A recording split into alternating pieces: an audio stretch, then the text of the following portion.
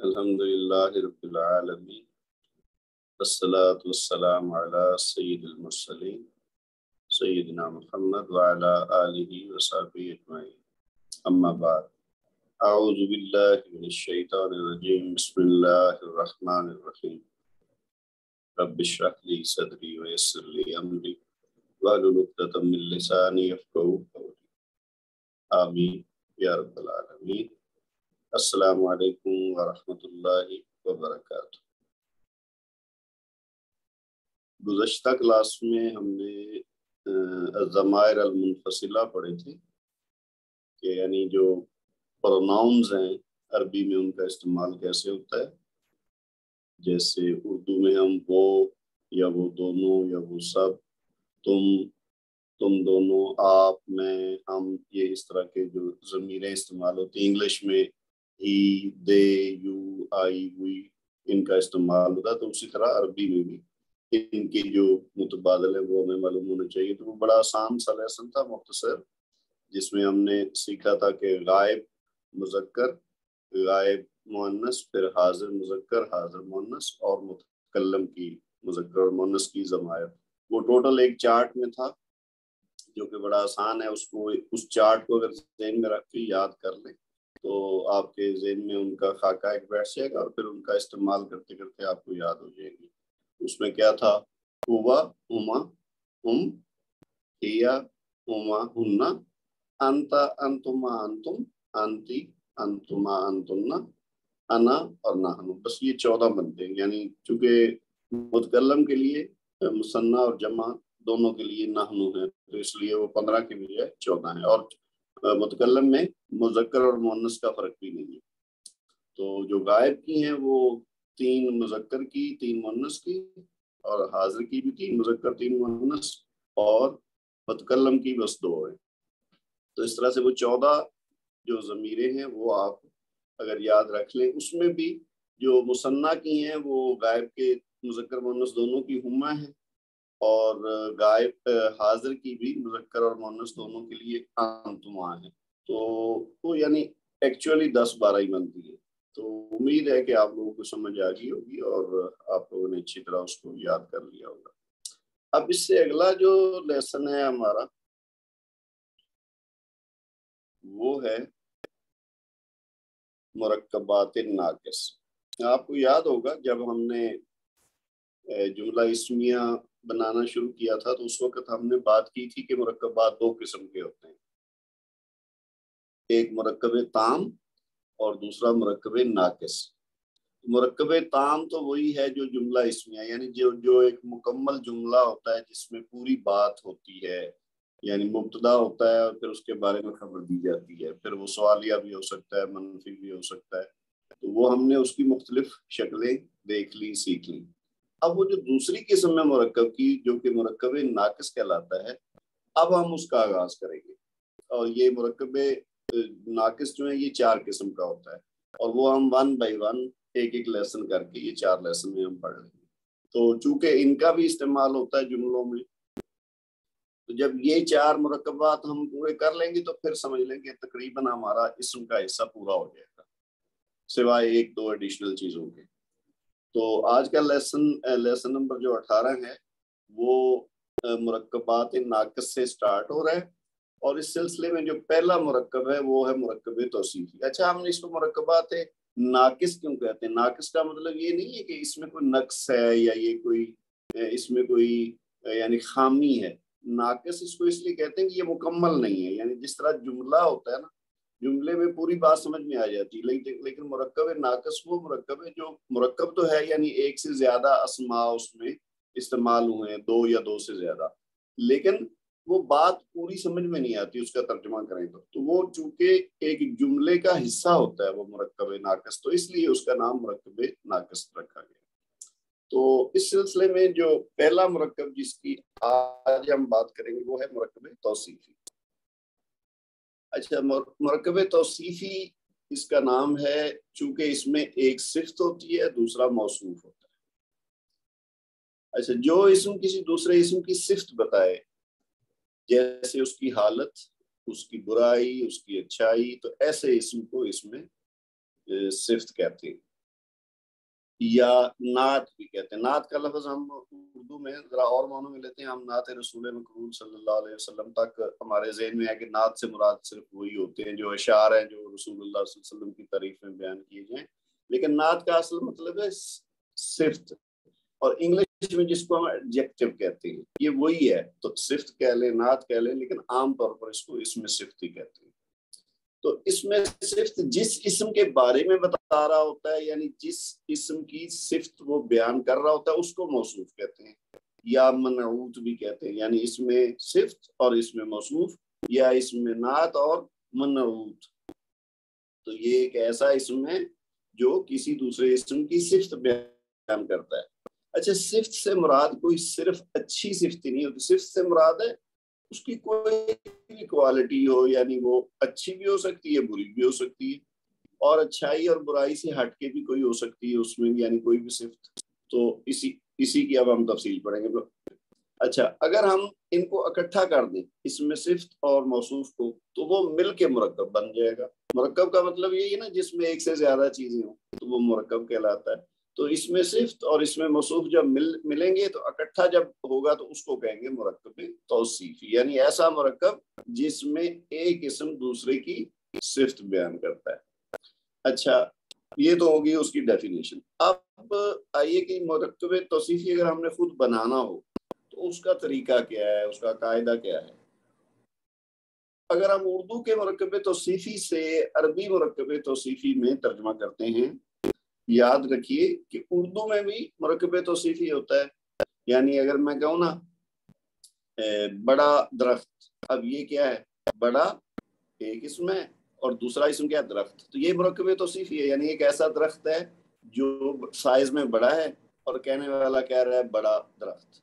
तो इसी तरीके से अगर आप उसको इंग्लिश में कह दें तो आप कह देंगे टाल ट्री, ठीक है ना, बड़ा दरख्त या बिग ट्री। तो इसी चीज को जब हम अरबी में कहेंगे तो थोड़ा सा फर्क ये आएगा कि उर्दू और अंग्रेजी में जो है वो तो सिफ्त जो है वो पहले आती है और मौसूफ बाद में आता है। जैसे मैंने कहा ना बड़ा दरख्त या ऊंचा दरख्त, तो उसकी ऊंचाई या बड़ाई पहले बात हुई है, और जिस चीज की बड़ाई बयान हुई है यानी दरख्त की, वो दरख्त का लफ्ज बाद में आया। इंग्लिश में भी टाल ट्री, टाल पहले आया, ट्री बाद में है। अरबी में इसके उलट है, अरबी में पहले मौसूफ आएगा, यानी जिसकी सिफ्त बयान की जा रही है उस इसम को पहले बोलेंगे या लिखेंगे और उसकी सिफ्त बाद में आएगी। ये बुनियादी फर्क है।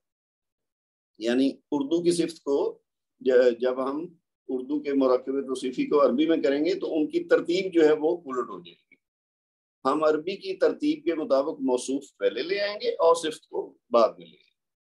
अच्छा, मसलन अगर हम उर्दू में एक मुरक्कब तौसीफी अच्छा आदमी लिखते हैं, अच्छा आदमी, तो आप देखेंगे कि सिफ्त पहले आई है और मौसूफ बाद में आया, क्योंकि मौसूफ आदमी है ना, उसकी सिफ्त क्या है कि वो अच्छा है, तो सिफ्त पहले आई है, मौसूफ बाद में आया। जबकि अरबी में इसकी तरतीब जो है वो बरक्स हो जाती है, यानी उलट हो जाती है, यानी मौसूफ पहले आता है और सिफ्त उसके बाद आती है।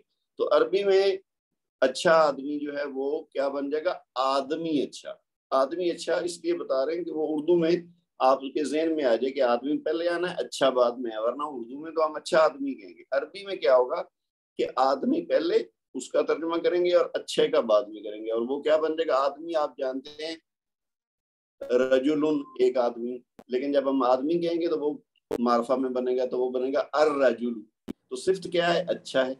अब अच्छा को जय्यद कहते हैं वैसे आमतौर पर, साले जो है ना नेक के मानों में आता है। तो बहरहाल नेक या अच्छा कुछ भी कह लें आप, असल बात हम ये सीख रहे हैं कि मुरक्कब तौसीफी की शक्ल क्या होती है अरबी में। तो पहले आएगा अर्रजुलु और बाद में आएगा अस्सालिहु, तो यानी अच्छा आदमी या नेक आदमी।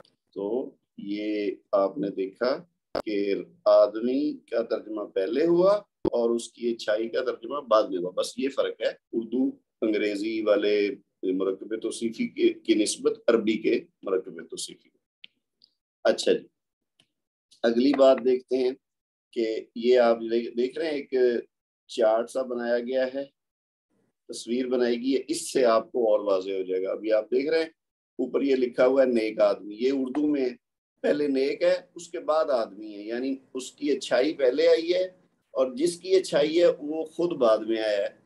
لیکن عربی میں جب ہم نے اس کو کنورٹ کرنا ہے تو کیا کریں گے, آدمی پہلے آ جائے گا اور نیک ہونا اس کا بعد میں چلا جائے گا. یعنی آدمی نیک موصوف پہلے ہو جائے گا, اس کی صفت بعد میں ہو جائے گی. تو الرجل الصالح, یہ آپ چارٹ سے آپ ذہن میں رکھ لیں گے. یعنی وہ بس یعنی پہلے والا اسم بعد میں اور بعد والا اسم پہلے ہو جائے گا. اچھا, اب اس میں موصوف اور اس میں صفت کے ملاپ یعنی مرکب کو قائم رکھنے کے لیے مندرجہ ذیل اصول مد نظر رکھنا ہوں گے. بہت سادہ سے اصول ہیں, آپ ذہن میں رکھ لیجئے. پہلی بات کیا ہے کہ عربی زبان میں عام طور پر موصوف پہلے آتا ہے اور صفت اس کے بعد آتی ہے. یہ ابھی وہی بات یعنی اردو سے برعکس ہم پہلے بھی کہہ چکے ہیں. دوسری بات کیا ہے کہ موصوف عموماً اس میں ذات ہوتا ہے جبکہ صفت ہمیشہ اس میں صفت ہوتی ہے. ٹھیک ہے جی, سمپل بات ہے.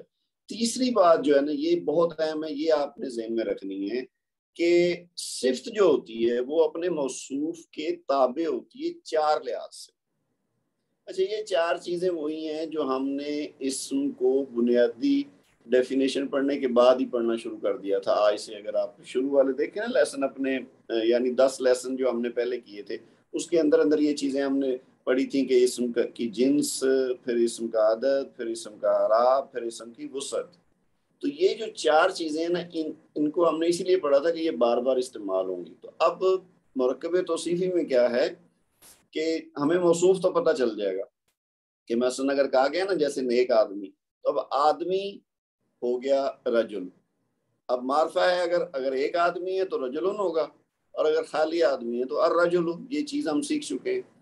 اب اس کی صفت کیسے آئے گی ساتھ تاکہ وہ کسی اور چیز کے معنی نہ دے دے. تو صفت لانے کے لیے ہمیں چار چیزوں کا خیال رکھنا ہے کہ جو ہم نے موصوف رکھا ہے اس کے لحاظ سے ہی صفت آئے گی. جنس بھی اس کی وہی ہوگی, اگر مذکر ہے تو مذکر, مؤنث ہے تو مؤنث. عدد تعداد کے لحاظ سے بھی جو موصوف کی تعداد ہے وہی صفت کی ہوگی. اعرابی لحاظ سے یعنی رفعی, نصبی یا جری حالت میں سے جو بھی حالت ہے موصوف کی وہی صفت کی بھی ہوگی. اور وسعت یعنی نکرہ یا معرفہ میں سے جو حالت موصوف کی ہے وہی صفت کی ہوگی. اس کی ابھی ہم مثالیں دیکھیں گے تو آپ کو بالکل یہ کلیئر ہو جائے گا. پہلی بات ہم کر رہے ہیں عدد کی. چار چیزوں کے لحاظ سے جو صفت ہے وہ موصوف کے تابع ہے نا. تو عدد کیا ہے کہ موصوف واحد بھی ہو سکتا ہے, مثنیٰ بھی ہو سکتا ہے, جمع بھی ہو سکتا ہے. تو اسی حساب سے اس کی صفت آئے گی. مثلا یہ دیکھیے واحد کی مثال کیا ہے کہ کتاب جدید. اب کتاب ایک ہے نا, تو جدید یعنی نئی کتاب, کوئی نئی کتاب. تو کتاب ایک ہے تو جدید بھی واحد آئے گا. اسی طرح اگر مثنیٰ کو دیکھیں تو ولدانی, دو لڑکے. تو اب اس کی صفت بھی صغیرانی آئے گی. یہ نہیں ہم کہہ سکتے کہ جی ولدانی صغیر, نہیں, وہ غلط ہو جائے گا. تو اگر ولدانی ہے یعنی دو لڑکے ہیں تو پھر ان کی صفت بھی مثنیٰ میں آئے گی. ٹھیک ہے, صغیرانی. اسی طرح جمع کی مثال لیں اگر تو مسلمون. اب مسلمون ایک ہوتا ہے, مسلمانی دو ہوتے ہیں, اور جمع ہوتی ہے مسلمون. تو اب اس کی صفت اگر لائیں گے تو ہم کہیں گے ساجدون, سجدہ کرنے والے مسلمان. ٹھیک ہے, تو یعنی جیسا موصوف ہوگا تعداد کے لحاظ سے اسی لحاظ سے اتنی تعداد میں اس کی صفت آئے. یہ مثالیں ہیں نکرہ کی. اب معرفہ کی مثالیں دیکھ لیجئے, وہ بھی وہی. اب کتاب ان کی جگہ الکتاب ہوگا اگر, تو القدیم یعنی پرانی کتاب. الولدانی تو الصغیرانی, دو چھوٹے لڑکے. المسلمون الساجدون, سجدہ کرنے والے مسلمان. تو نکرہ کے ساتھ نکرہ کی ہو گئی اور معرفہ کے ساتھ معرفہ کی. تو تعداد کے لحاظ سے ہم نے ان کو دیکھ لیا کہ جو تعداد موصوف کی ہوگی وہی تعداد اس میں صفت کی ہوگی. اچھا, یہ ہوگی بات عدد کی. اب دیکھیے جنس کے لحاظ سے یعنی دو ہی ہوتی ہے نا, مذکر یا مؤنث. تو اگر جو موصوف ہے وہ مذکر ہے تو صفت مذکر آئے گی, اگر مؤنث ہے تو صفت بھی مؤنث آئے گی. مثلا واحد کی مثال لیں اگر تو بنتن صغیرتن. اب بنتن ہے نا تو اس کے ساتھ صغیرن نہیں لگائیں گے کیونکہ وہ مذکر ہے. تو بنتن چونکہ مؤنث ہے تو اس کی صفت بھی مؤنث آئے گی صغیرتن. سیارتن ایک ہوتی ہے گاڑی, تو سیارتانی دو ہوگی, دو گاڑیاں, دو کاریں. تو ان کی صفت بھی جدیدہ تانی آئے گی، جدید آنی نہیں کہیں گے، وہ مذکر ہے تو جدیدہ تانی یعنی مؤنث۔ پھر جمع کی مثال دیکھ لیجیے، معلمات یعنی استانیاں، فیمیل ٹیچرز، تو ان کی جو صفت ہے وہ کیا آئے گی؟ حاضرات، وہ بھی مؤنث ہی آئے گی۔ ٹھیک ہو گیا جی، بہت سمپل چیزیں ہیں، بس آپ ان کو غور سے دیکھتے جائیں تو آسانی سے سمجھ آ جائے گی۔ پھر معرفہ مؤنث کی مثال لے لیں، البنتو ہے تو پھر الصغیرۃ، السیارتانی ہے تو الجدیدتانی، اور المعلمات تو الحاضرات۔ یہ وہی ہیں جو پچھلے پیج پہ آپ نے دیکھی نا، وہ نکرہ حالت میں تھی، یہ معرفہ یعنی معرف باللام، الف لام کے ساتھ، تو جیسا موصوف ویسی صفت۔ اب تیسری چیز ہم نے دیکھ لیا عدد کے لحاظ سے اور جنس کے لحاظ سے، تیسری چیز دیکھیے اعراب۔ تو اعرابی لحاظ سے آپ کو پتہ ہے 3 حالتیں ہوتی ہیں، رفعی حالت ہوتی ہے، ٹھیک ہے، نسبی حالت ہوتی ہے اور جری حالت ہوتی ہے اسم کی۔ اس میں بھی وہی کرنا ہے ہم نے کہ اگر موصوف رفع ہے تو صفت بھی رفع، اگر نصب ہے تو صفت بھی نصب، اور اگر موصوف جری حالت میں ہے تو صفت بھی جری حالت میں ہی آئے گی۔ مثالیں دیکھیے وہی، کتاب جدید، اب یہ کتاب رفعی حالت ہے نا، تو جدیدن یا جدیدن نہیں ہو سکتا ساتھ، تو اس کی صفت بھی جدید یعنی رفعی حالت میں آئے گی۔ نسبی حالت میں دیکھیے کتابن جدیدن، اب کتابن سے کتابن ہوا ہے نا تو نسبی حالت ہے، تو اب اس کی صفت بھی جدیدن ہی آئے گی، ٹھیک ہے۔ پھر دیکھیے جری حالت میں کتاب بن ہوا ہے تو اب اس کی صفت بھی جدیدن ہوگا۔ اسی طرح یہ تھا واحد مذکر۔ اب دیکھیے مثنی اور مؤنث، سیارتانی جدیدتانی، سیارتانی یہ رفعی حالت ہے، اور جدیدتانی بھی اسی حالت میں آئے گی۔ اسی طرح نسبی حالت میں اگر مثنی ہوگا تو سیارتینی، وہی سیارتانی سے اب نصب ہوا۔ اب آپ کو پتہ ہے ہم پڑھ چکے ہیں نسبی اور جری حالت بعض اوقات دونوں کی سیم ہوتی، تو اب یہاں پہ سیارتانی رفعی حالت ہے تو نسبی اور جری حالت سیارتینی ہے دونوں حالتوں، تو ان کی جو ہے صفت وہ بھی جدیدتینی، ٹھیک ہے۔ اب دیکھیے جمع، نکرہ حالت میں جمع مؤنث اگر ہو تو معلمات یہ رفعی حالت ہے تو لہٰذا ان کی صفت بھی حاضرات، اور اگر نسبی اور جری حالت ہوگی تو معلمات تو ان کی جو صفت ہے وہ بھی حاضرات۔ پھر معرفہ کی جمع مذکر لے لیں، المسلمون یہ رفعی حالت ہے، المسلمون تو اس کی صفت جو ہے وہ بھی رفعی حالت میں آئے گی، الصالحون۔ پھر اگر المسلمین اور المسلمین یہ نسبی اور جری حالتیں ہیں تو ان کے ساتھ صفت بھی الصالحین الصالحین۔ تو یہ آپ نے دیکھا کہ جس طرح کی اس میں موصوف کی حالت ہوگی اسی طرح کے ساتھ اس میں صفت آئے گی، وہ تابع ہوگی اس کے ہر لحاظ سے۔ یہ جو چوتھی چیز ہے وسط یعنی نکرہ اور معرفہ، وہ ہم اوپر جتنی مثالیں دی اس کے ساتھ ساتھ وہ نکرہ معرفہ بھی استعمال ہوتا رہا ہے۔ تو چاروں لحاظ سے یعنی جنس کے لحاظ سے، عدد کے لحاظ سے، وسط کے لحاظ سے اور اعراب کے لحاظ سے جو اس میں صفت ہے وہ اپنے موصوف کے تابع ہوگا۔ یعنی مرکب توصیفی اگر ہم نے بنانا ہے تو پہلے ہم موصوف کو لے لیں گے، دیکھیں گے کہ یہ واحد ہے یا مثنی ہے یا جمع ہے، پھر دیکھیں گے کہ وہ مذکر ہے یا مؤنث ہے، پھر دیکھیں گے واحد ہے وہ نکرہ ہے یا معرفہ ہے، اور چوتھی چیز اعراب یعنی رفعی حالت میں ہے، نسبی حالت میں یا جری حالت میں۔ چاروں لحاظ سے اس کی شکل ہم دیکھ لیں گے، اور پھر صفت بھی عین انہی حالتوں میں چاروں لحاظ سے ہم ساتھ لگا دیں گے تو ہمارا وہ جو مرکب توصیفی ہے وہ صحیح بن جائے گا۔ اگر ان چیزوں کا خیال نہیں رکھیں گے تو پھر غلطی کا امکان ہو سکتا ہے۔ ایک استثناء ہے یعنی ایکسیپشن ہے، اور وہ یہ ہے کہ اگر موصوف جمع مکسر غیر عاقل ہو، یہ بات ہم پہلے بھی کر چکے ہیں کچھ جگہوں پہ، یہ ہمارا استثناء آیا تھا کہ ویسے تو عام طور پر زیادہ تر جو جمع سالم ہوتی ہے، لیکن کچھ اسماء ایسے ہیں جن کی جمع مکسر بنتی ہے، یعنی وہ اپنی جو واحد حالت ہے وہ بعین ہی اس میں نہیں آتی ہے، جیسے مسلمون سے مسلمون ہے نا، وہ جمع سالم ہے، لیکن کلم سے اقلام تو یہ جمع مکسر ہے۔ تو جمع مکسر بھی ہو اور غیر عاقل بھی ہو۔ آپ کو یاد ہوگا ہم نے عاقل اور غیر عاقل کی تقسیم کیسے کی تھی کہ عاقل کون کون ہے؟ انسان ہے، اور فرشتے ہیں اور جن ہیں. یہ 3 مخلوقات جو ہیں یہ ہیں عاقل.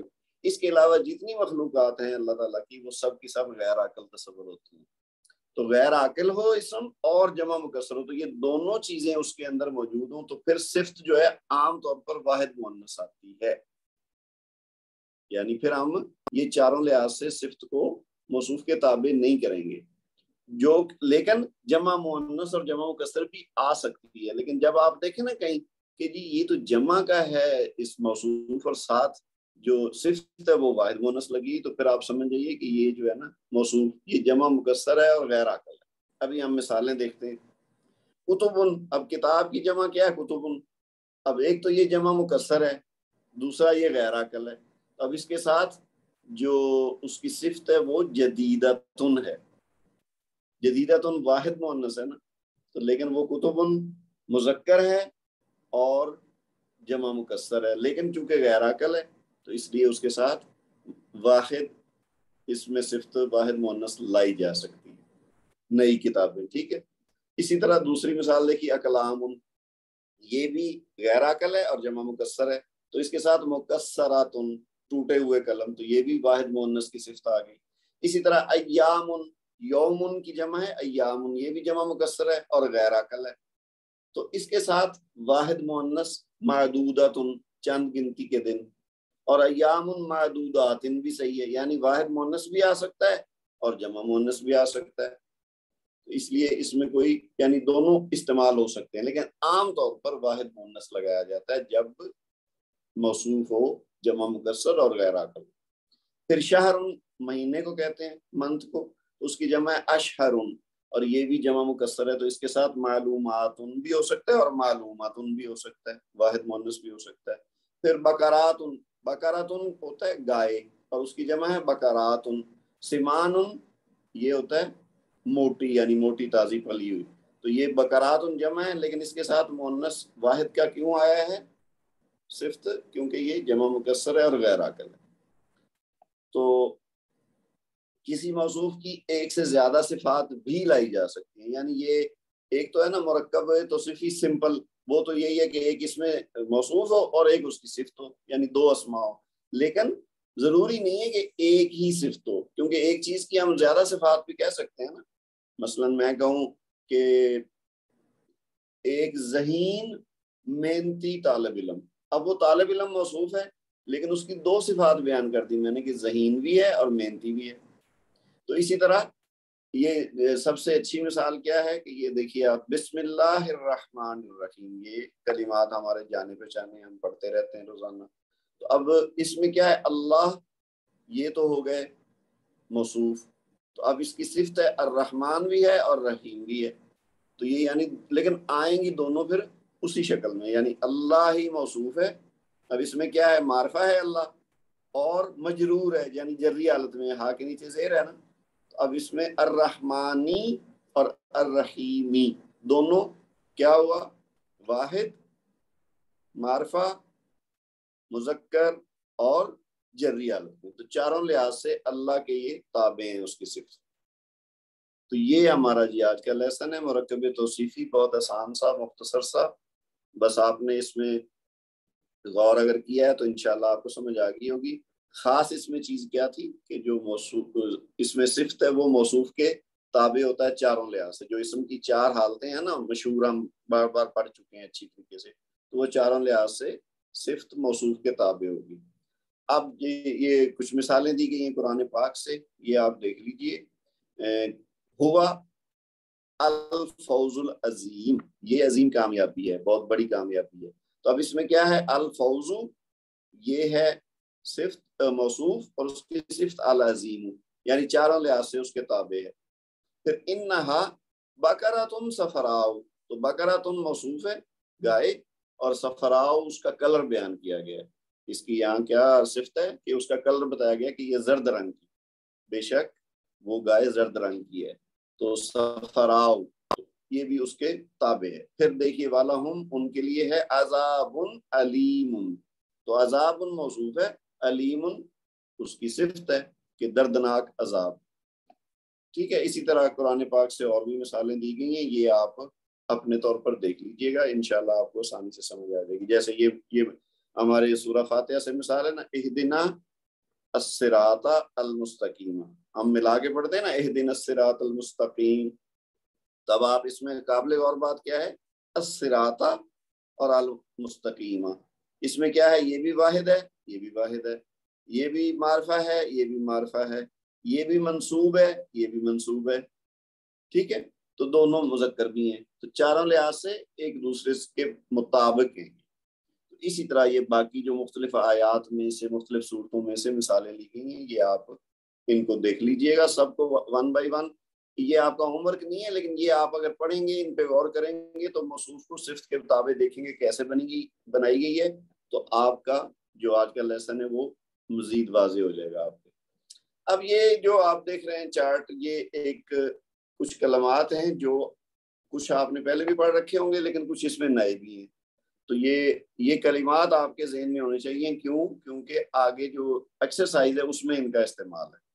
تو دیکھ لیجئے، بستان کہتے ہیں باغ کو، بحر سمندر کو کہتے ہیں، بطیخ کہتے ہیں تربوز کو، کبیر تو آپ پہلے ہی جانتے ہیں، عمیق کہتے ہیں گہرے کو، اور ردی نکما ہوتا ہے، تفا آپ جانتے ہیں سیب، رمان انار، کسر محل جو حویلی نما بڑا گھر ہوتا ہے نا اس کو کسر کہتے ہیں، پیلس جس کو کہتے ہیں انگلش میں.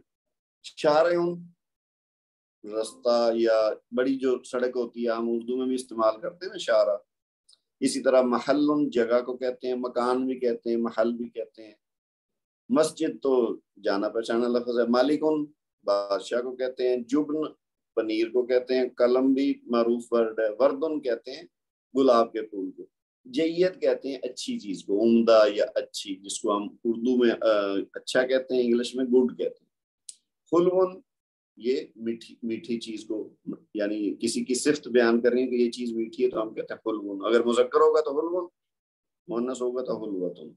اریدن چوڑا یعنی اسپیشیس، وسیع، کوئی چیز وسیع ہو تو اس کو کہیں گے عرید. مشید کہتے ہیں مضبوط کو، خاص طور پہ جو بلڈنگ وغیرہ ہوتی ہے جو مضبوط بنی تو مشیدن.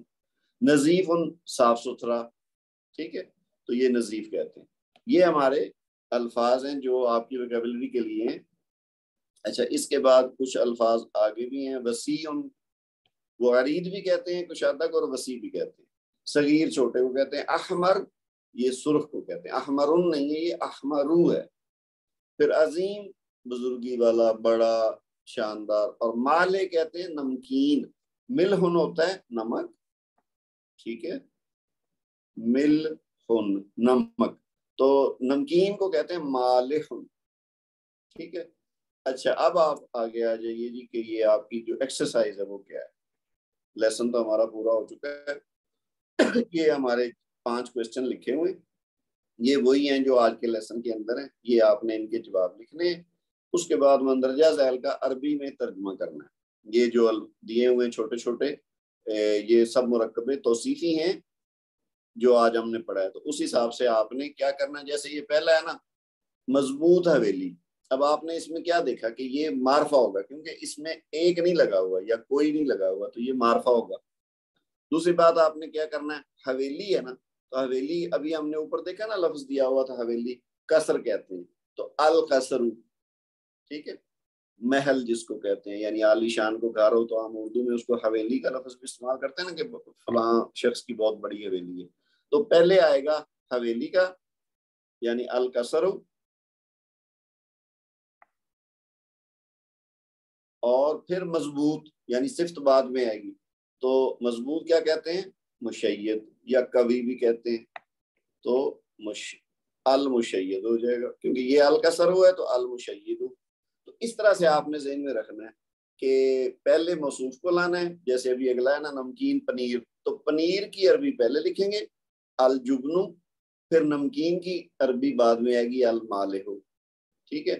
تو وہ آپ نے واحد جمع کا بھی خیال کرنا ہے، مذکر مؤنث کا بھی خیال کرنا ہے، اور معرفہ نکرہ کا بھی خیال کرنا ہے، اور رفعی اور نسبی اور جری حالت جو ہیں یعنی اعرابی اس کا بھی خیال. تو یہ چاروں لحاظ سے آپ نے دیکھنا ہے. پہلے صفت، پہلے موصوف لکھ دیں، اور اس کے بعد اس کی صفت ان چاروں لحاظ سے موصوف کے مطابق کر دیں، تو آپ کا مرکب توصیفی صحیح بن جائے گا.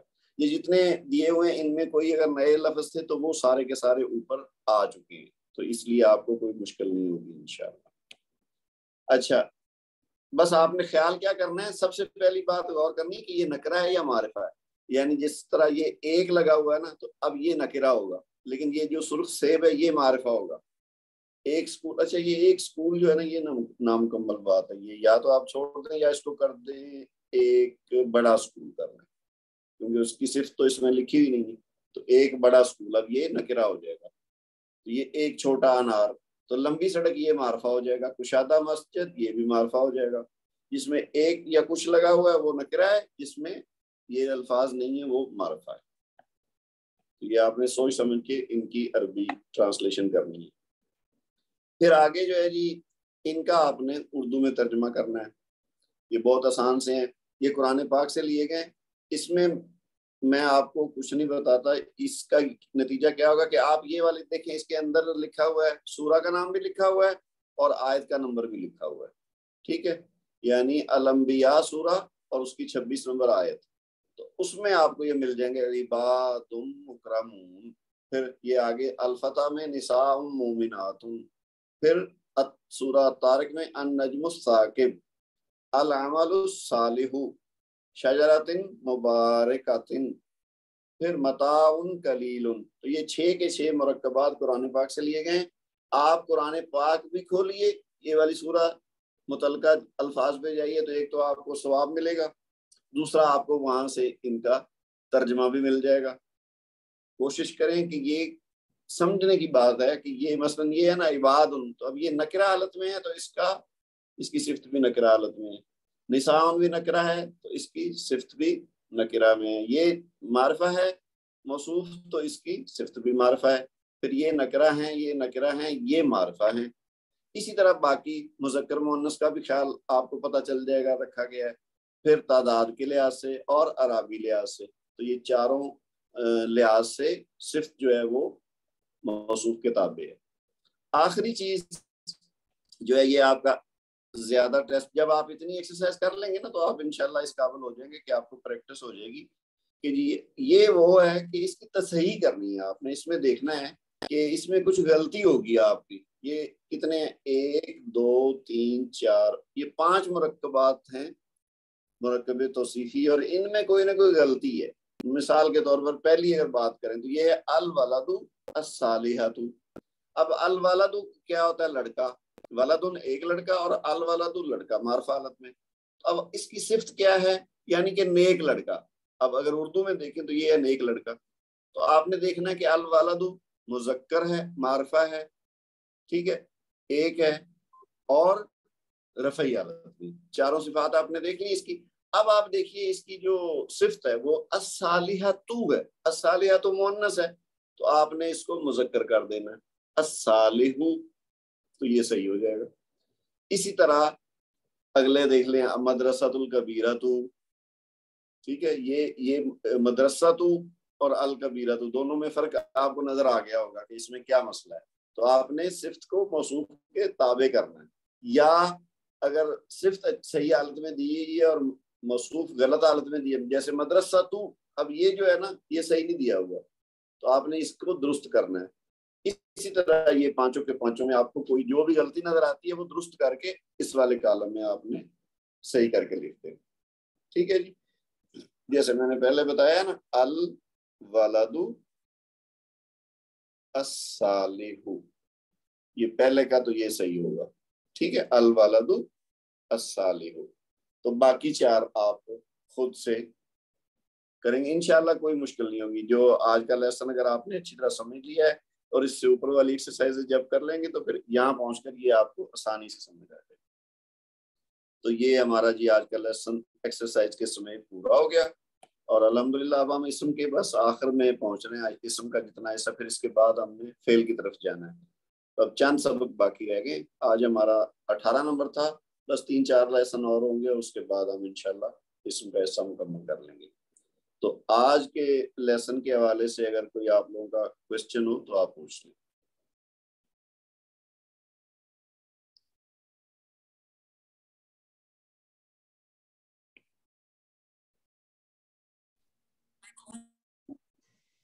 چلیں ٹھیک ہے جی، پھر آج کا لیسن ہم ختم کرتے ہیں. اگلی کلاس تک کے لیے اللہ حافظ. سبحانک اللہم و بحمدک، اشہد ان لا الہ الا انت، استغفرک و اتوب الیک. والسلام علیکم ورحمۃ اللہ وبرکاتہ.